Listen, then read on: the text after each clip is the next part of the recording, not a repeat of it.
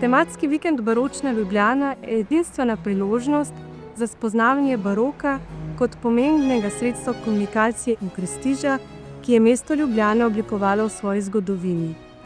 Dogodek je posvečen najpomembnejšim baročnim stavbam v Ljubljani in ga organiziramo skupaj z Narodnim muzejem Slovenije in oddelkom za umetnostno zgodovino Filozofske fakultete Univerze v Ljubljani.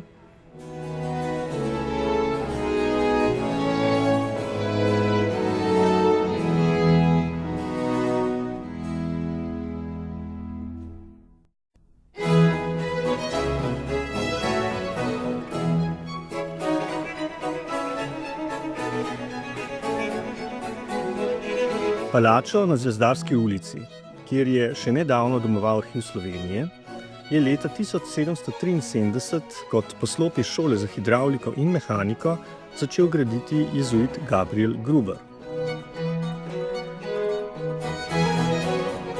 Gre za izjemen objekt, ki je že takoj po nastanku vzbujal občudovanje obiskovalcev, še posebej zaradi bogate opreme, štukaturne dekoracije in poslikav tedaj enega vodilnih avstrijskih slikarjev, Martina Johana Schmidta, imenovanega Kremser-Schmidt, ki se je na obok stopnišča podpisal leta 1775.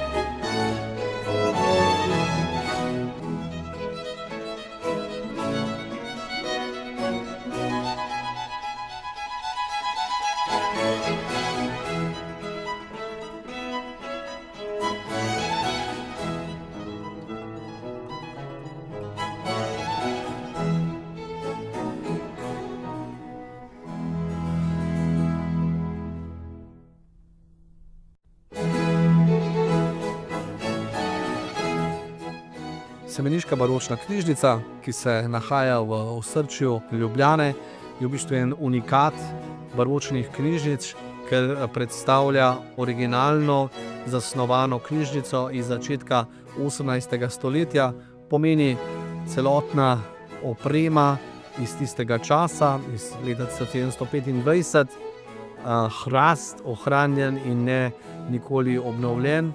Potem tudi znamenita Kvalijeva freska, ki predstavlja odkrivanje v bistvu resnice najvišjega dobrega Boga. Poleg tega pa dragocenost vseh knjig, ki jih tukaj hranimo že od leta 1701, ko so trije možje operozi ustanovili to knjižnico tukaj. Od nekako lahko rečem tam 13., 12., 13. stoletja naprej pa do leta 1850 se datirajo te knjige, nekako 7000 jih je vseh, predstavljajo res biser.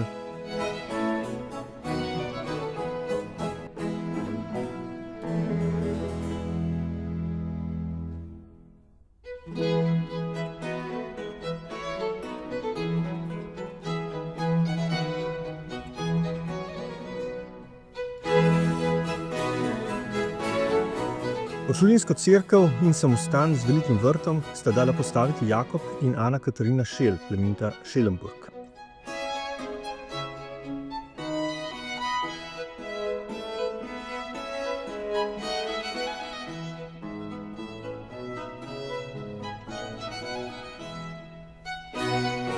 Zanjo je v 2. in 3. desetletju 18. stoletja zgradil Carlo Martinucci, tedaj vodilni arhitekt v Ljubljani in na Kranjskem.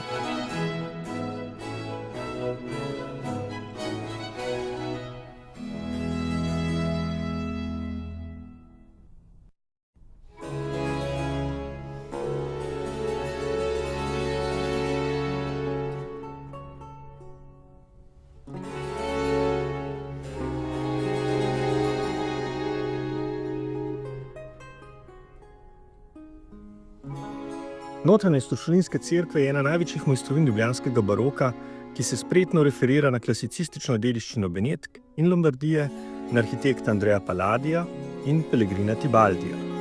Na zunanjščini pa še na rimskega baročnega mojstra Francesca Borominija.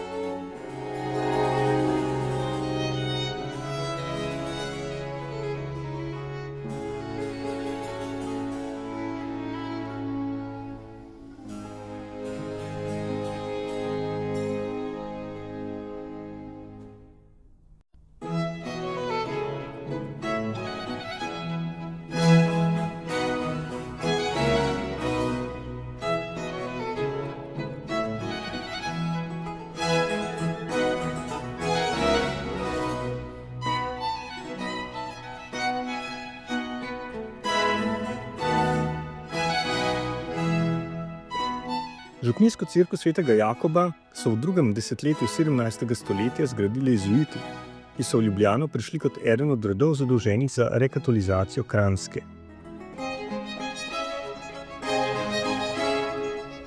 Notranjost bogati kamnoseška in kiparska oprema, med drugim tudi veliki oltar, ki ga je izklesal Francesco Roba, pa tudi nekaj beneških in kranjskih oltarnih slik.